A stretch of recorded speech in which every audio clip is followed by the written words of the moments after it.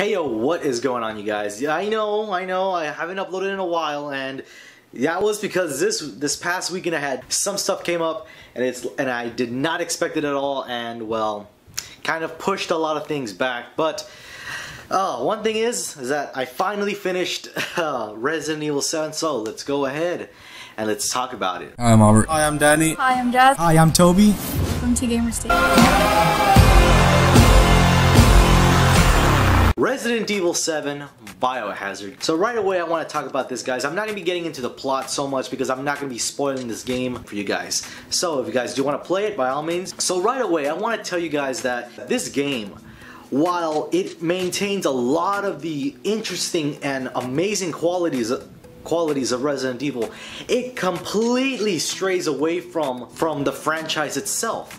So what do I mean by that? Well, for one is that in all the Resident Evil games, you have for the most part have faced zombies. Zombies, a little bit of different creatures every now and again, and this game strays away from that. It's actually well appreciated in a day and age where we've had so many zombie games come out, and not a lot of them have been particularly good.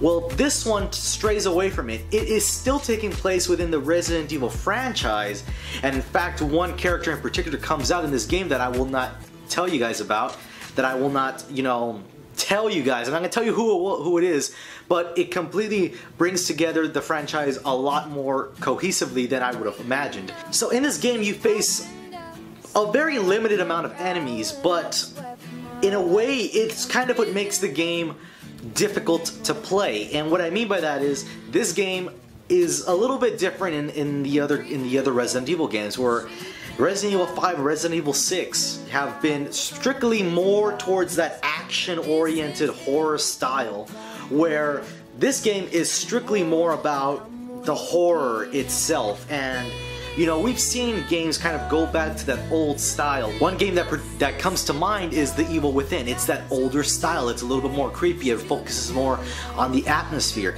And that's what this game does. It focuses more on the atmosphere itself and its general creepiness.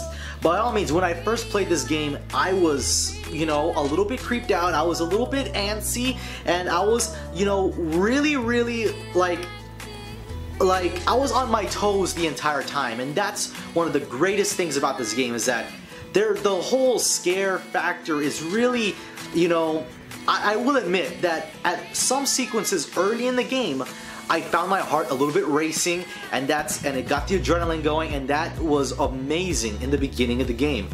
Obviously, when you play the game and you've continued to put in hours and hours and hours into this game, you will become a little bit more, desensitized to those things, and it's not going to carry over through the entire game.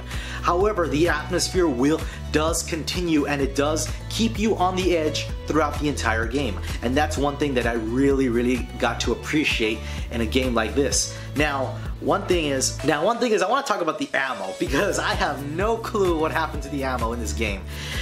Very limited, very limited. You will find many times where you have completely run out of ammo and you might be screwed.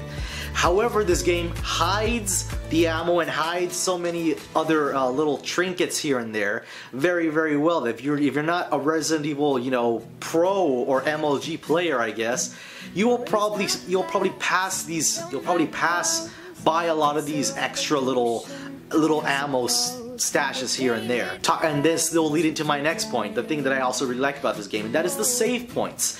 Now, the game, now you can manually save in the game by finding these tape recorders, I guess, that will save in that specific section that you want to be saved in. However, those are limited in certain locations. But it does have an auto-save feature. More often it happens before something big's about to happen. And this is what I really like. And that is, in most games, there is obviously auto-saved in a lot of modern games. However, when you get into an auto-save, there is you end up where you're fighting a mini-boss, or you're going into a mini-boss battle, and you have completely shit the bed because you are not prepared for a mini-boss battle whatsoever. You're limited on supplies, and because you didn't expect to fight a boss in this certain level. And most oftentimes when you're in that situation, you're either gonna have to, go at the boss as hard as you can, strategize very well, and pray to God that you somehow find a way to beat the boss, beat the mini boss, and just hope that you can. Or the second option is you have to go back to the last save point, and sometimes that's far away and you don't really want to backtrack that far. This is where I really like this game. The autosave happens well before something crazy is about to happen. So if you do face a boss battle and you end up dying, you're not automatically spawned right where the boss battle begins again. In fact, you're taking back a few steps, and it's not going to be, and it's not really far. It's like maybe a couple scenes before you get to that little mini boss interaction. And that to me is really, really nice because the game will put you back in a spot where there is extra supplies laid out. You're going to have to look for them, but they're laid out there for you, where it will give you just enough to defeat the boss if you don't really have a lot of supplies on you. Now, continuing on to the game, going towards more of the end of the game, there is an interesting relationship, and you can choose, and there is a little bit of a difference of the different characters that you get to interact with towards the end of the game, and it kind of changes what happens a little bit at the end. Not a whole lot, but it changes a few things. But I want to get into this last part, and that is the final boss that you fight at the end. I'm gonna put it out there, guys. It's not, if you consider it a spoiler if you want to, but it's not really nothing. I'm not gonna really say nothing of what happens. But the way you have to defeat the final boss in this game, it is super easy. And in fact, when I was super stocked, like ready, like the amount of ammo, like I was full of everything. Had backup ammo for backup ammo. Had lots of health or health packs and stuff like that. I was ready for an epic ass boss battle, and I did not really get one. I'm not gonna put it in that category of like those quick time boss battles, because it's not one of those. But it really left me wanting more. Like, I was prepared to go to war with the final boss, and in fact, I really didn't need to prepare all that much, because I mean, it pretty much took care of itself because of what happened at the end. But if you guys do play the game, you guys will understand what I'm talking about. So, wrapping this whole video up, guys, this game has a lot of good things going on for it. It takes it back to that old style of the Resident Evil games, and definitely I appreciate that, and it's something new, and it's something fresh, and it's definitely a well-welcomed addition to the Resident Evil family. I really like this game, and in fact, after this review, I'm gonna play it again because that's how awesome it was. Also, one thing I forgot to touch on is the visual graphics. Definitely really good. There were some moments where the graphics weren't as good as they could have been, but again, this game doesn't really focus too much on that. A lot of the sequences are dark, so you're not gonna really see a whole lot of like amazing graphics, but the certain cinematic scenes that do happen in this game, definitely very good.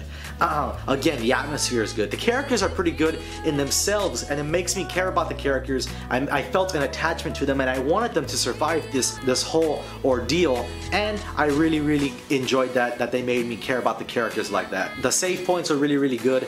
And the last thing is, again, the final boss really didn't feel like a final boss. It just kind of felt and that's something I really didn't enjoy. If I have to give this game a rating, guys, I'm gonna have to give it a solid 8 out of 10, guys. This game is really good. I highly recommend you guys go and pick it up. Definitely well worth the money. And in fact, there's a DLC coming out for this game. I don't know if you're gonna have to pay for it. Maybe you're probably going to have to, but definitely, I'm actually going to be intrigued in that, and I'm probably going to buy it because, you know, I really like this game and I want to see more of the story open up, and that's something I'm going to be looking forward to. Anyways, guys, that's the end of this video. I hope you guys enjoyed, and if you did, by all means, hit that like button as well as subscribe to my YouTube channel where we make more videos just like this, and I will see you guys in the next video. Peace.